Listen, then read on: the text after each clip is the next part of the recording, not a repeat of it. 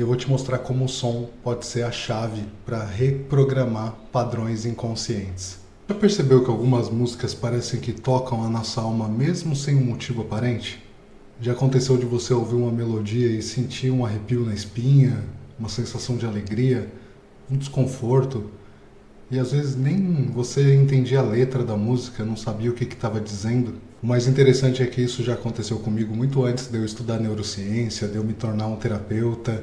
Aconteceu comigo quando eu era adolescente, ia para a igreja, ouvia aquelas músicas, aqueles louvores e me sentia em estado de transe, em estado de tranquilidade, uma paz profunda tomava conta do meu ser.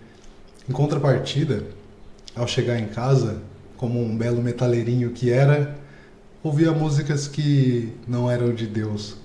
Mas aquilo me causava um paradoxo. Como aquelas músicas que não eram de Deus conseguiam me deixar encorajado, conseguiam me deixar tranquilo, conseguiam me deixar motivado para fazer algo que eu precisava, conseguir romper um desafio, conseguir me superar de alguma forma.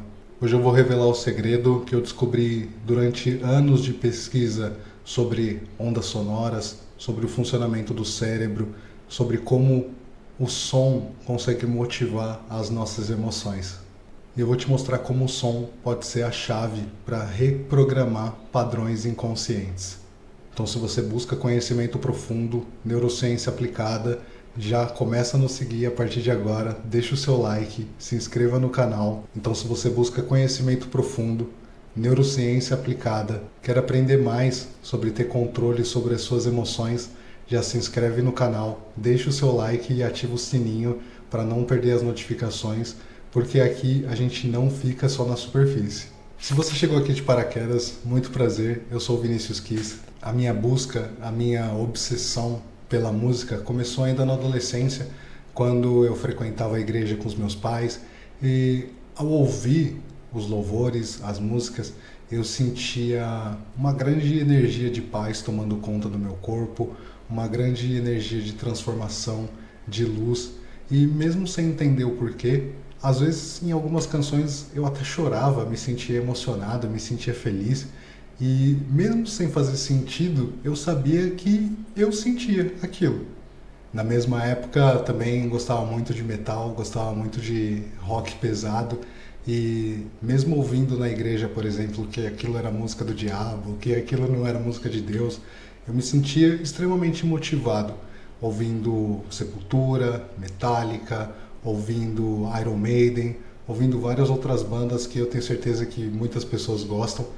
E alguma coisa aconteceu de diferente quando eu ouvi Snuff, do Slipknot, pela primeira vez. Aquela música tinha uma energia negativa, aquela música tinha uma sensação estranha, uma solidão, uma tristeza profunda que eu não sabia explicar, mas eu sentia. Foi pesquisando sobre a letra, entendendo a tradução, entendendo a história da música, que eu descobri que aquela música foi escrita pelo vocalista Corey Taylor em memória ao seu avô, em memória a alguém que ele perdeu que fez muita falta na sua vida. E ao produzir a música, o pessoal pediu para ele ficar sozinho no estúdio para ter um momento só seu, e ele desabafou aquela emoção com gritos, com a histeria que inclusive está presente na música, está presente durante essa gravação. E era justamente aquilo que eu ouvi e que me deixava extremamente perturbado, mesmo sem entender a letra, mesmo sem falar inglês. E como isso é possível? Como o nosso cérebro consegue codificar uma informação tão complexa quanto o som, tão abstrata quanto o som? Foi justamente essa pergunta que me levou a anos de estudo, entender como que o som funciona, como que as nossas emoções funcionam e como o som pode influenciar positiva ou negativamente nas nossas emoções. Porque o som, a música, não é simplesmente entretenimento. A música é energia. E aqui existe uma pergunta muito simples que eu sempre gosto de fazer para os meus alunos, que é a seguinte: deixa aqui nos comentários se você sabe a diferença entre música e barulho. Tem uma diferença muito simples entre a música e o barulho. Eu vou mostrar para você na prática. Se eu pego, por exemplo, essa lapiseira e eu solto ela, ela produz barulho. Se eu pego essa mesma lapiseira e eu começo a organizar ela, eu consigo fazer som, eu consigo fazer música usando a mesma ferramenta. Então, a única diferença entre o barulho e a música é a organização. E a nossa mente funciona da mesma forma. Muitas vezes a gente sente uma dependência emocional, uma ansiedade, uma falta de propósito, de saber quem que a gente é e para que a gente foi feito, qual que é o nosso papel no mundo. A partir do momento que a gente organiza tudo isso, a gente tem música. A gente transforma aquilo que era o caos em harmonia. E é interessante que essa harmonia, ela pode ser calculada, ela pode ser escrita em um papel que a gente chama de partitura. Ou seja, a mesma ideia de música que eu tenho, eu consigo escrever e eu consigo passar para outro músico e ele consegue representar exatamente as minhas emoções através das notas. E aí a gente chega na matemática. E adivinha quem mais é matemático além da música? O nosso cérebro. Porque ele consegue fazer equações, ele consegue fazer contas, ele consegue fazer tudo isso muito rápido, a ponto de parecer um código Morse, a ponto de parecer uma sequência binária de 0 e 1. Da mesma forma que o som. O som, quando ele se desloca pelo ar, ele vai fazendo distorção, normalidade, distorção, normalidade, distorção, normalidade. É justamente essa vibração que faz o seu ouvido entender aquilo que eu estou falando, porque os seus tímpanos vibram na mesma frequência das minhas cordas vocais. E o seu cérebro consegue traduzir tudo isso em som, e você entende exatamente o que eu estou falando, você entende exatamente o que as músicas que você ouve estão dizendo, você entende exatamente várias coisas, mesmo que você não entenda a língua, mas você entende o que está sendo dito ali. Quando a gente fala de frequência, vamos partir para a prática, mas antes eu preciso explicar para você um erro que muita gente comete e eu não quero que você cometa. Tem muita gente acreditando que existe uma frequência milagrosa, que simplesmente ao dar play naquela frequência de abundância, a minha vida vai se tornar abundante do dia para a noite. Não é bem assim que funciona. E eu quero explicar para você exatamente em detalhes para que você consiga reproduzir isso de forma autônoma. Então, uma frequência de forma isolada, ela não vai fazer milagre. Se você ouvir uma frequência sem prestar atenção naquilo que está sendo representado, ela não vai fazer nada. O que vai mudar o resultado, o que vai fazer realmente diferença nessa equação, é a intenção que você está colocando nessa sua frequência. Então eu criei uma tabela, é essa tabela que está aparecendo para você.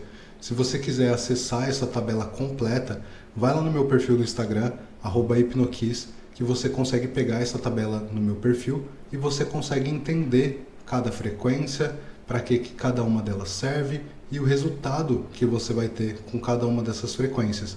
O primeiro passo é entender então o que eu quero fazer, onde eu quero chegar. Então vamos supor que nesse momento eu vou pegar aqui uma frequência de 963 Hz. Eu sei que essa aqui é uma frequência que ela é aguda, eu sei que ela vai me trazer uma sensação de transparência, meditação profunda, e o resultado é que ela vai elevar a minha consciência e a minha conexão espiritual. Então, onde eu vou usar essa frequência? No momento onde eu preciso ter uma conexão com Deus, com o Criador, com a força da natureza, seja lá como você goste de chamar. Outra frequência que eu gosto muito de utilizar é a de 432 Hz. Essa é uma frequência alternativa que vai trazer para a gente um relaxamento, neutralidade, calma, e ela vai conseguir trazer a gente para um estado natural de tranquilidade e paz.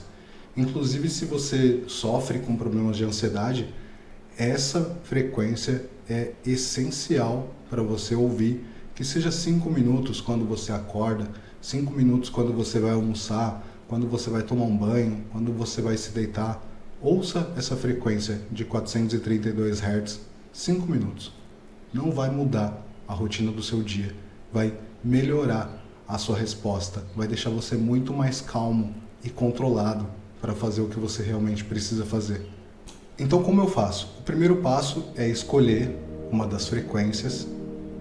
Então, vamos pegar a frequência de 432 Hz. É uma frequência que vai me deixar mais tranquilo, mais em calma, para eu conseguir focar.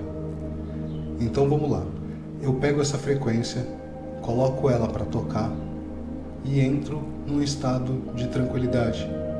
Fecho os meus olhos e começo a absorver toda aquela sensação de calma, toda aquela sensação de paz. Então vai fazendo isso agora. Em vez de você simplesmente puxar o ar, simplesmente puxar o oxigênio para dentro do seu peito, puxa a tranquilidade, puxa a paz que você precisa nesse momento. E quando você estiver soltando, solta tudo aquilo que estiver incomodando você, tudo aquilo que estiver atrapalhando o seu raciocínio, a sua clareza mental, e vai repetindo essa mesma respiração.